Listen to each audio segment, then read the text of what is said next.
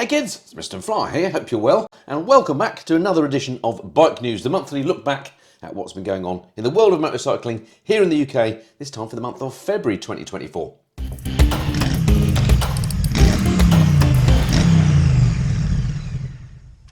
So here we are, March already, and as I record this on, what's the day today? It's Monday the 4th of March when I'm recording this. It's actually a beautiful day outside, so at last we've got some riding coming, so maybe it's an end of all that rain. That would be great, wouldn't it? Anyway, enough about that. Let's crack on with the bike news. 4 pages to get through, loads of stories. Let's get straight into it.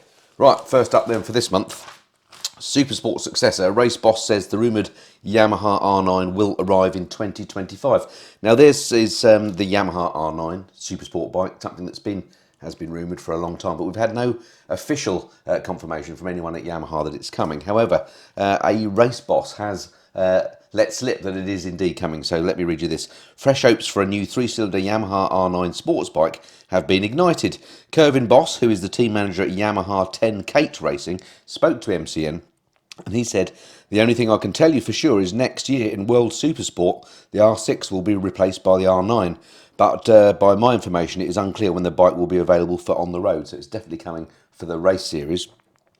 Further to these comments, our sources in Japan further suggest that a production-ready R9 is ready and waiting, likely to appear at this autumn's coming shows. It uses the 10100 MT-09 naked as a base, not a bad thing, and it would suggest that any eventual R9 would share its existing 890cc 3-cylinder engine. So that would be absolutely fantastic, wouldn't it? I love a triple me. And these images, which I think are probably renders as opposed to actual pictures of what the real bike's going to look like, does look fantastic. And this is now particularly relevant, given some news that broke last week on the R1, which we'll cover in a minute. But yeah, an R9 I think would be absolutely fantastic. They've, they're going to soften it down for the road. It's going to appeal to riders like me and probably you as well. Getting a bit older, still love sports bikes, but want something a little bit less aggressive, something a little bit more comfortable to ride. So can't come quickly enough. And if it does look like this, then maybe I'll have to make a bit of space in the old garage. Do like the look of the R9. So yeah, that's going to be one to look out for in the shows this autumn. All right, next up. Do it all for less. Want to go fast in comfort without spending a fortune? Try one of these 3000 Sports Tours, it says here. And it looks like MCN have been down to my old friend's Superbike factory, ex-sponsors of the channel. Don't know why they pulled out, but that's another story. And they've been riding some bikes there. And they're in the category, one of the categories that I love, which is sports touring. They've pitted a Triumph Sprint ST against a Suzuki GSX 1250 FA, what we used to call the Big Bandit, against the Honda VFR 800. All bikes costing less than £3,000, it says here. So let's see what the verdict was. Now, actually, just looking at these, I mean, I like the looks of the Suzuki, but I really like the looks of the Triumph, the ST. This actually, funnily enough, is a bike that when I did my classic review series when I was working with Superbike Factory, I did ride the Triumph ST, a bike I've always loved, and in fact it's the bike that got me into biking. In fact, I'll put that video of that review in the corner if I remember. It's a lovely bike, I really do like it, and it looks like it's a really nice example, this one they've ridden. They've actually given it 5 stars. Let's see what John Urry says. Cheap, fast and incredibly practical. At under £3,000, these three delivered not only on their promise of practicality and fun, but also in terms of value for money. But which is the best, he says. Given a £3,000 budget, we'd pick the Triumph Sprint ST over the Honda. Brackets just. Excuse me, must have a drink. That's better. Sorry, got a bit of a cough. It's this 100-day cough thing. What's that all about? I don't know. Anyway, so it says here, yes, as well as being a bit roomier, the more modern-feeling Triumph's triple motor, an all-round blend of sporting potential and practicality, make it our choice. A great bike that ticks every box you could ask for on Sports Tour. At £3,000, it delivers and then some. I don't know if this particular one is currently on sale for £3,000. It looks like an absolute bargain if it is, because it is a lovely looking example. Yeah, I do like the Sprint ST. Again, triple engine, you see. You can't go wrong with those, can you? Marvellous. All right, next up, sporty little number. It's new, but is it worth it? This is the new Suzuki GSX-8R. Again, I just think this looks like a lovely bike. I liked the GSX-8S. Is that right? Yes. When I rode that a few months back, really great bike, and dressing it in sports bike clothes and making another soft on-road sports bike. Great idea. I think they've done a nice job on the looks of this. So yeah, I must tap up Yamaha, see if I can go on this in the summer. Now the weather's turning, fingers crossed. It says here, if sporty riding and focused nature is what you're after, then the GSX-8R isn't the bike for you. That's good as far as I'm concerned. Instead, it blends a solid mixture of sportiness and comfort that so many other machines fail to achieve, thanks to a well-damped suspension, comfortable ride, that's the key for me with sports bikes, and a motor that has an ample amount of power and torque. £8,899, that's a lot of bike for the money, isn't it? Or a very nice looking bike for the money. I've only ever seen the blue one, actually. I'm sure it comes in other colours, but yeah, must tap up Yamaha, see if I can have a go on that. Sports bikes, of course, aren't things that I feature on the channel that much. I'm not a great rider. I don't do track days. I'm not big into sports bikes, although I love the looks of them.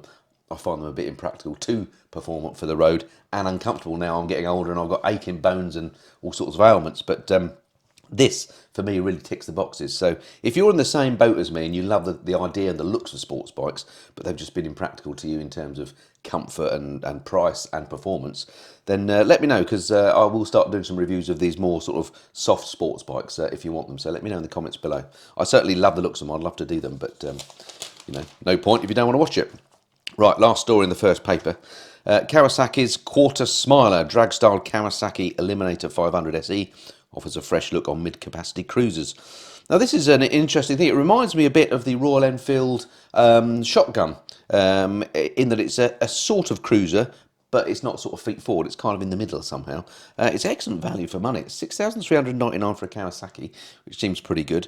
And it looks like it's got a low seat. Yeah, 735mm.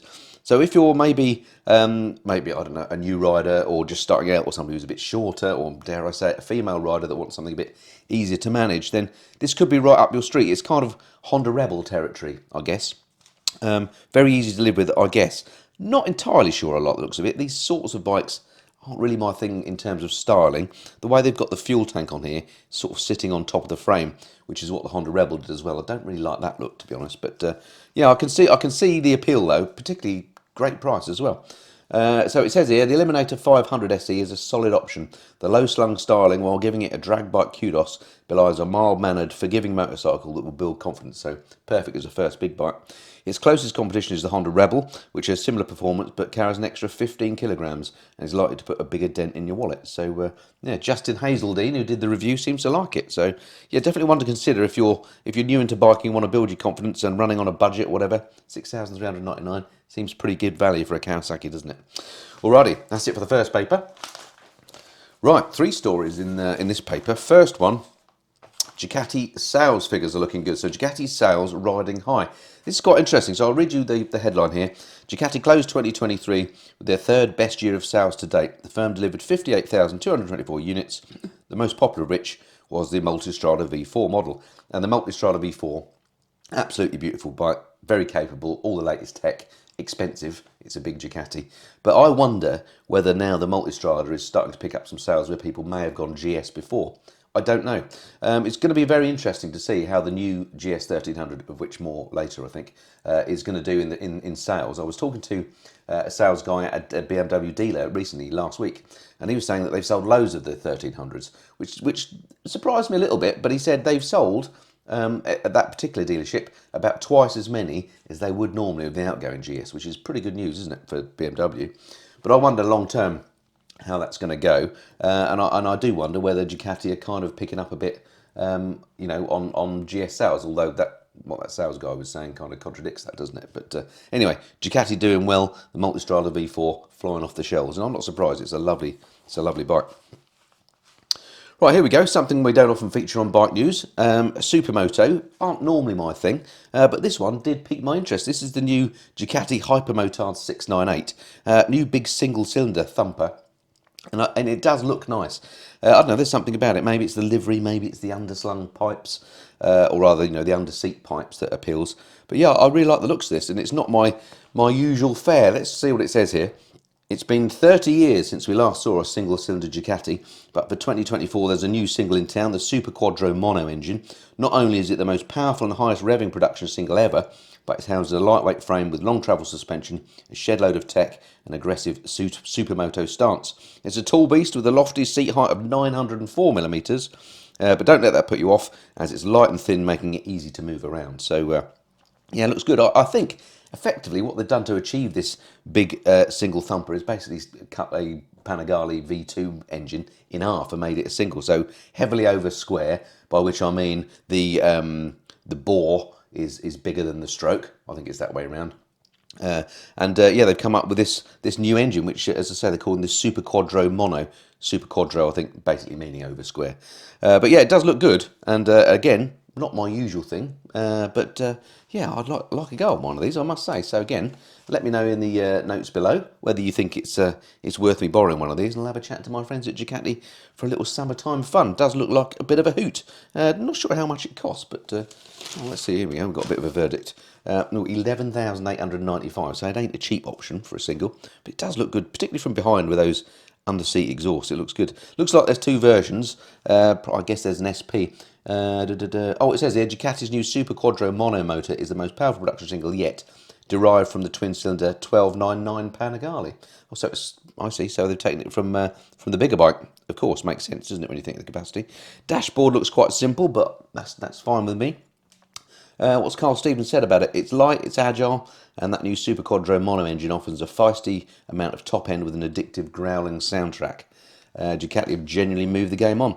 11,895. So yeah, it's not a cheap Sunday plaything. And I say that's the Ducati Hypermotard 698 Mono RVE. And I can't quickly see here what the basic bike's called and what the more advanced one is and what the price difference is. But you can bet the one that looks good with the extra decals and so on is the more expensive one, but which of course will be the one to go for. Anyway, moving on. Last story in the second paper. Evolution of the beast, the KTM 1390 Super Duke R floats like a butterfly, stings like a sledgehammer. So, KTM, what can I say? Everybody that rides KTMs says what amazing bikes they are, don't they? And whenever I've ridden a KTM, I've loved the ride, I have to say. And the Super Duke R has been one of my favourite KTMs, if not my favourite in the past.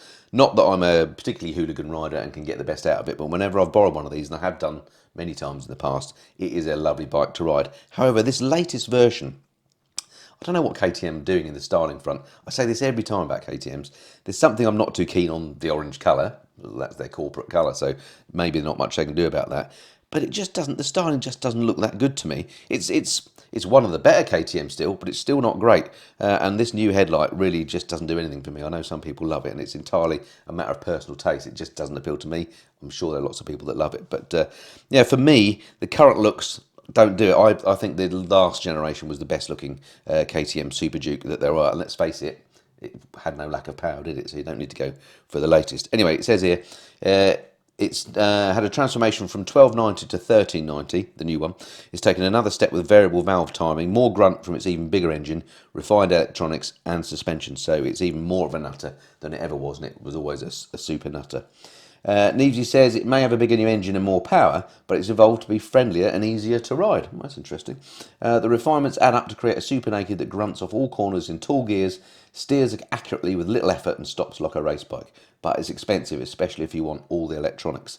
It comes in here, it says at 17,999, so 18 grand, and I assume, without going through the text here, that the electronics are the thing that they're all on there and you have to sort of enable them and pay extra. I guess I might be doing KTM a disservice there.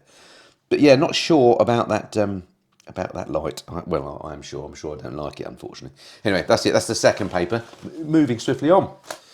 Okay, 4 stories in the third paper. Can't remember what these were. First one, Triumph, Hinckley Heavyweights. First mention of Triumph, and we're halfway through. That's incredible, isn't it? I usually go on about Triumph a lot, don't I? And I get criticised for it, but I do like a trumpet, me. Hinckley Heavyweights. Triumph introduced mechanical and ergonomic tweaks to their big-selling Tiger 1200 range. Tiger 1200, do you remember, came out, I think it was last year when they made a big fanfare about it, saying this is going to move the game on, this is better than the GS, and so on. And it is a nice bike and it's much improved, but I personally didn't think it did move the game on that much. But it was up there, it was on a par with the outgoing GS. Now, of course, with the new 1300 out, you can argue BMW have moved the game on again. So maybe this is a bit in catch-up mode. So anyway, Triumph have introduced some new tweaks for this year to, I guess, try and keep it up with the likes of the BMW. Let's read what it says here, and then I'll give you my thoughts on this.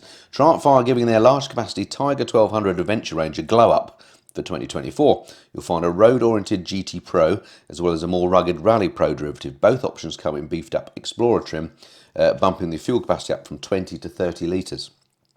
The new versions have been revised with a greater focus on refinement, comfort and ease of use. That's always a good thing. The bikes are claimed to boast improved slow speed control. The Hinckley firm have gone to great lengths to ensure the riding experience feels extra plush. The damped handlebars, previously only found in the Explorer variants, are now also fitted to the GT Pro and Rally Pro models. So I think that's basically some rubber mounts to reduce vibration. GT models now get repositioned foot pegs. The seat is also different with a flatter profile in the hope of giving more space to the rider. It's lower too, with the GT Pro now 850 as standard, and the Rally Pro sits at 875. They're still quite tall bikes, to be fair. But it can be reduced by 20mm with an optional lower seat. And it also has active preload reduction feature. This is, I think, when you can press a button and it reduces the preload, makes the bike a bit lower. But crucially, I don't believe it's automatically done like you get on the Beamer with their adaptive ride height system. And I think Ducati have a similar thing, don't they, now as well, on the Multistrada, where you can press a button and it will reduce the ride height. Anyway, it says here, yes, the active preload reduction is activated by holding down the home button on the switchgear for 1 second. Still no front-facing adaptive radar cruise, which I think is a big miss on this, because that is a feature on the new GS, which is really good. It's one of those things you didn't know you needed until you've tried it. It does have a radar on here, but only on the rear end for the so you can get the blind spot monitoring, which again is a great safety feature. But if you're going to go to all that trouble of installing radar, at least have the front one as well, so you can do the adaptive cruise control. So I'm a bit perplexed by why they haven't done that. Might just be a design thing and managing to fit it in, I don't know. Anyway, it also says all 4 flavours get hill hold, which is likely to become welcome boost for short riders. Bikes are set to arrive in dealers from March. So yeah, it looks like they've had a bit of a tweak. It sounds like they're all useful tweaks. It's a shame there's no radar cruise control on the bike still, which I think is a bit of a miss on Transport. But it is a handsome looking bike. I certainly prefer the looks of it over the new GS, that's for sure. Yeah, nice work. Again, we'll see how they sell. And in these sorts of markets, this Triumph always seems to be playing catch up to me. I don't know why. I guess it's just, when there's such a market leader like the GS, it's just very difficult for other manufacturers to get a look in, isn't it? But technically, I think it's probably a great bike. Right, here we go. This is just nuts. Multi-pot madness. Check this out. Road legal 48-cylinder Kawasaki-based record breaker goes up for sale at auction. So if you fancy this nut job bike, then you can buy it at auction. It says here, ball with run-of-the-mill twins, triples and fours. How does the idea of having a 48-cylinder Kawasaki in the garage float your boat? The machine will go under the gavel in the upcoming Bonham Spring Stafford sale on April the 21st, so you've got a month or so to think about it, and it's expected to fetch up to 60,000. It's dubbed the Tinker Toy, and it was the brainchild of Simon Whitelock. His inspiration came from the complex and often groundbreaking engines found in Second World War aeroplanes. It's 600 kilograms, Kawasaki based, and it was constructed to claim the world record for the land vehicle engine with the most cylinders, and it did just that. It's not made for speed, it's not made for power, it's made to get in the Guinness Book of Records, said Whitelock. Very interesting. I had a look on YouTube actually, and you can find clips of this running on YouTube if you want to hear what it sounds like. I did wonder. It looks very, very neat the way the engine's done, the way that all the spark plug leads are all nice and neat. And I'm not saying this is the case at all, but I wonder if instead of 48 cylinders, if you put 48 cylinders on it, but you only ran, say, I don't know, 24, whether anyone would really notice the difference. So when I was listening to it, I was thinking, does it sound like a 48 cylinder? I don't know. What does a 48 cylinder sound like? But yeah, hilarious thing. If you go on YouTube and see, you can see this being ridden. I mean, it's a real stretch to ride. It's not something you're going to be taking down the shops on a regular basis. It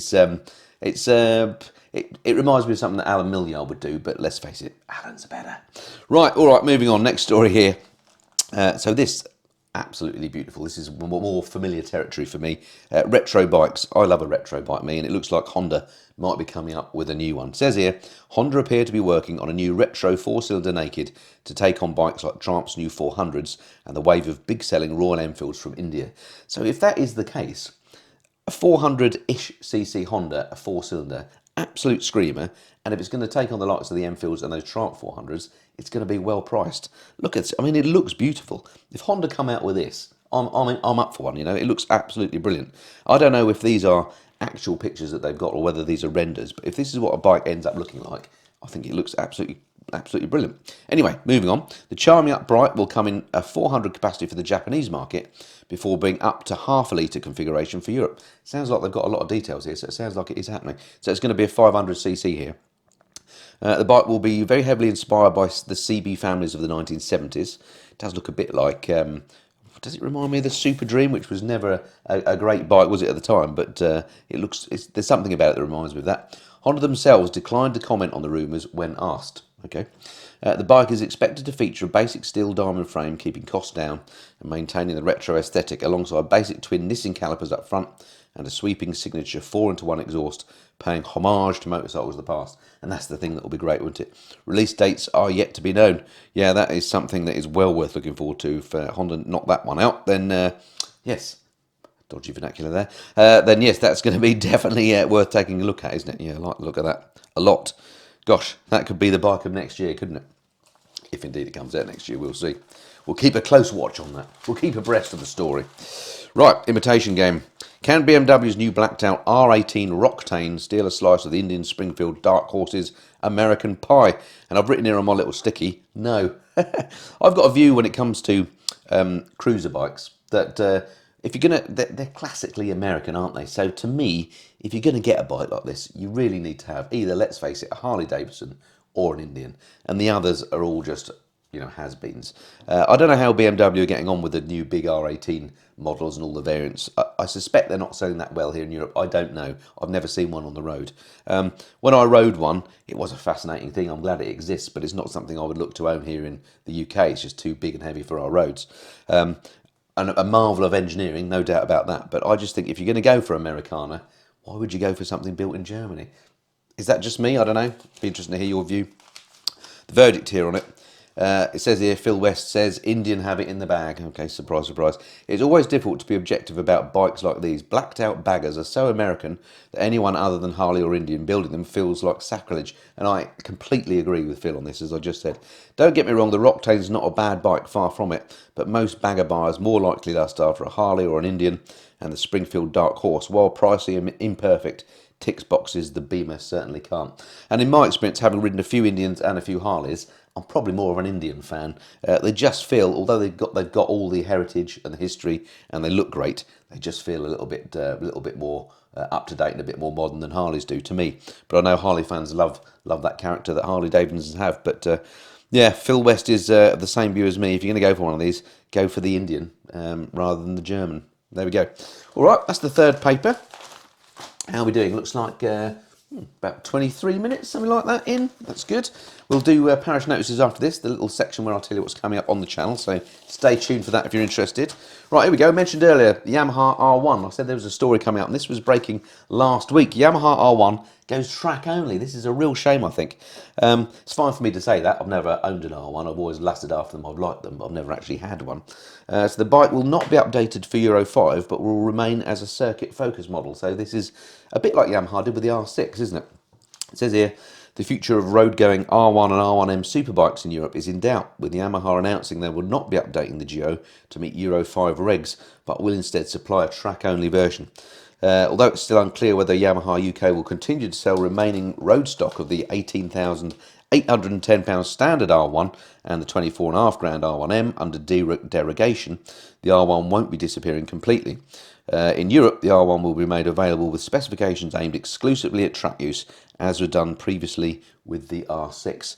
Real shame that, isn't it? The R1, one of the iconic sports bikes, isn't it, from the 90s? It really is one of the bikes that launched the popularity of sports bikes back in the 90s. Such a shame to see that happen. Now, I don't know whether this is going to be a permanent state of affairs. Maybe a few years down the line, we'll see a Euro 5 or 6, whatever it is then, version back made for the roads. But yeah, for the time being, in the next few years, you ain't going to be buying a new R1 for the road, which is a shame. But yeah, beautiful looking machine. And I don't know, it's just the way that these big sports bikes are going, it seems, isn't it? Just getting less and less popular, not worth the investment to make them viable in Europe anymore. What a shame.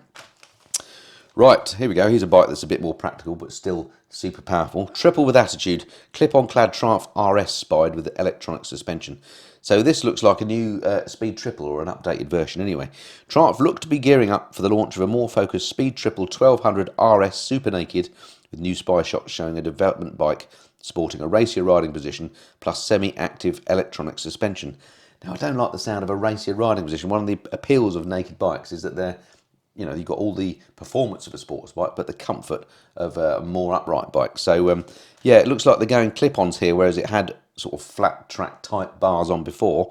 It may be in reality it's not much of a different riding position. But the, you know, the implication would be that it is by going with clip-on, so we'll see. I hope they haven't spoilt the bike by doing that. With the current 15795 speed triple RS wearing a set of flat bars, the new clip-ons seen here would suggest that this bike will feature a more aggressive riding position than before, which isn't something I need. The riding position doesn't appear to be too extreme though, with the Triumph Development rider seen here not looking to have too much weight on his wrists.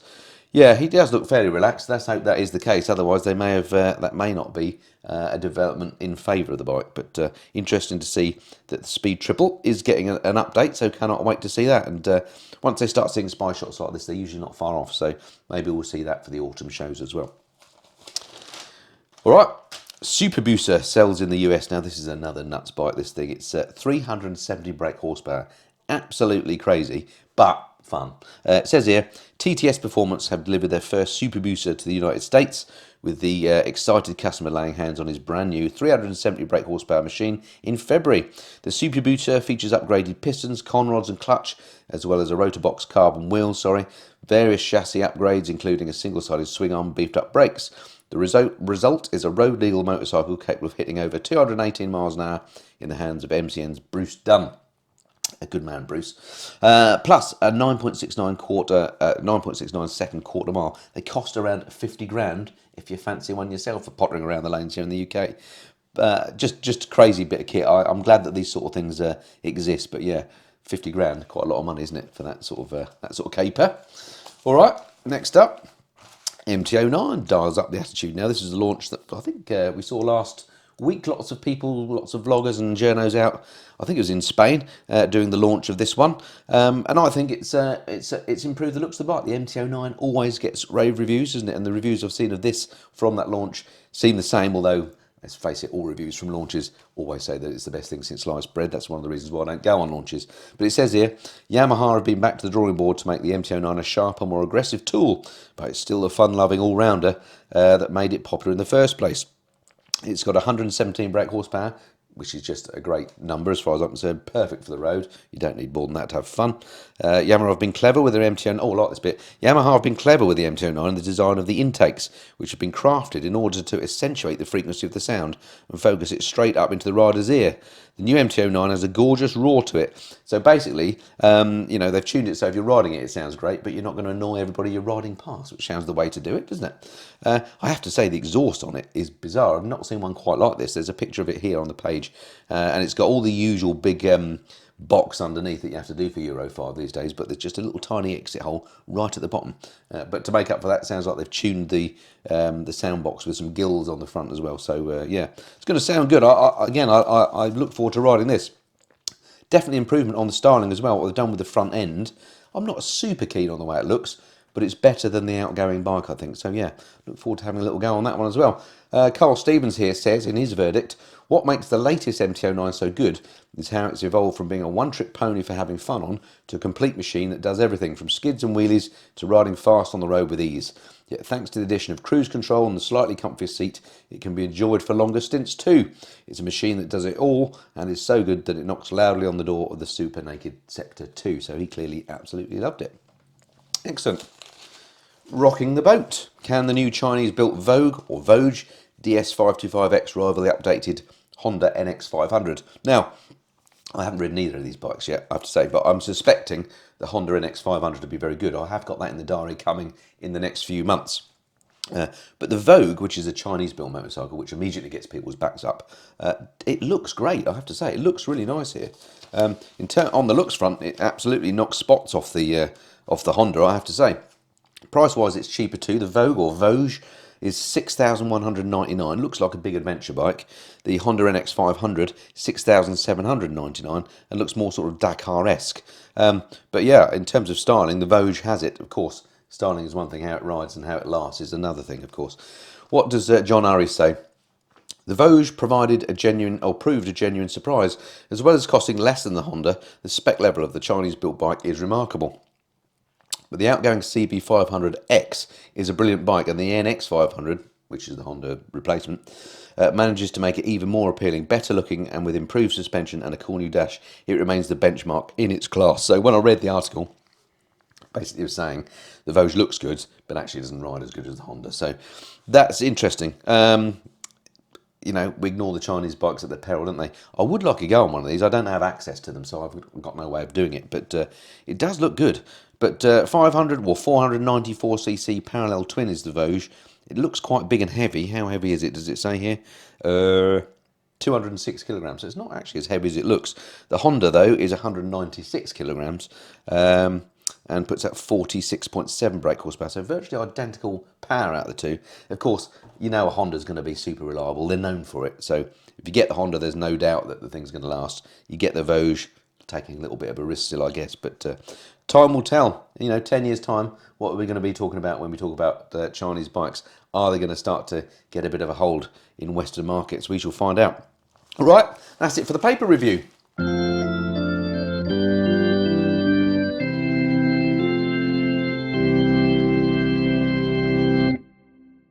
So let's take a look at what's coming up on the channel then. So next video you're going to see on the channel on Saturday, which is the 9th of March, is my review of the new BMW Connected Ride setup. So a number of people have asked me about this. I've been borrowing the new GS 1300 for the last 3-4 months now, since before Christmas, getting to know the bike well. And one of the things it's got is that new BMW Connected Ride, the little sat-nav thing. It replaces the old Garmin-based Navigator 6. I've got the Navigator 5 on my old bike, and in fact you can use it on the old cradles. So if you've got an older bike and you just fancy a new sat-nav, then this new BMW Connected Ride gadget, you can use it in your old cradle. Anyway, I'll wait till Saturday to give you all the details of that, but if you're interested on how that works, then Saturday there's a video coming out on that for you. Next up, on March the 13th, is my final ride on the Ducati Diavel V4. Again, if you saw my first ride review of that, I got that. It's been raining in the UK for what seems like weeks and weeks, and I didn't get to ride it to its full, but I did get one more ride on it, and that one's coming up on March the 13th. After that, a video just about, again, this is one that's been requested a lot, just about pillion comfort on the new GS. Been out for a ride now, I've got the top box on the back, been out for a ride or two with Mrs. Flyer on the back, and she gives her verdict on how it compares comfort-wise to the outgoing GS. On the 20th of May, I've got a video I'm calling Going for the Record. I'll say no more about that, but fun little video, hope you enjoy. On the 22nd of March, I've got my lessons learned on the Classic 350 from Royal Enfield, another long-term loan bike I've got. Been really enjoying that, even in the rain. The mudguards are so good, it hasn't been getting all cruddy, so I've enjoyed that as a sort of a winter hack. It would be brilliant, and for all sorts of other things as well. I do like that bike. Anyway, video on that coming up on the 22nd of March. Then the 27th, adaptive ride height. Again, something else lots of people have said to me is, isn't it a shame that GS you've got hasn't got adaptive ride height? Well, Barnstormer BMW came to the rescue, and they lent me one with adaptive ride height. So I've got a review on just that feature coming up on the 27th of March. If you're interested in whether you'd want to spec that up on a GS or not, then watch out for that video. I've got a video on my own Kawasaki Z900 RS SE coming up on the 30th of March, and then the next bike news is on the 3rd of April, so stick that in the diary, and I'll speak to you then with more of the same with this sort of thing. So hope that's been of some interest, and yeah, stay tuned to the channel, hit like, subscribe, share, all that kind of thing, and I look forward to speaking to you again soon. Until then, this has been the Mr. and Flyer. Cheerio. Hey kids, we're the Missing the Flyers.